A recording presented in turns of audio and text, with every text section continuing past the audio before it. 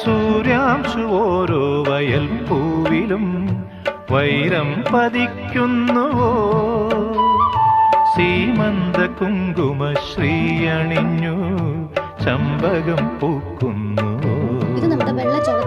മണ്ണിന്റെ പ്രാർത്ഥനാലാവണ്യമായി വിണ്ണിന്റെ ആശംസയായി, വിണ്ണിന്റെ ആശംസയായി. സൂര്യാംശു ഓരോ വയൽ പൂവിലും വൈരം പതിക്കുന്നുവോ.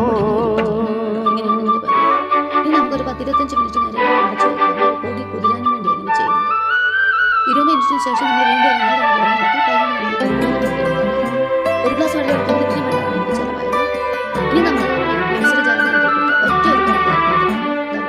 ഈ കാട്ടിലഞ്ഞിക്ക് പൂവാടയും കൊണ്ടീ വഴി മാധവം വെക്കാൻ പാടില്ല.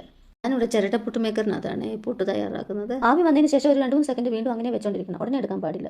അപ്പോൾ നമ്മുടെ സൂപ്പർ ടേസ്റ്റിലുള്ള ചോളം പുട്ട് തയ്യാറായി. എല്ലാവരും തയ്യാറാക്കി നോക്കി അഭിപ്രായങ്ങളൊക്കെ പറയണേ. പുതിയൊരു വീഡിയോയുമായി വീണ്ടും കാണുന്നത് വരെ ബായ്.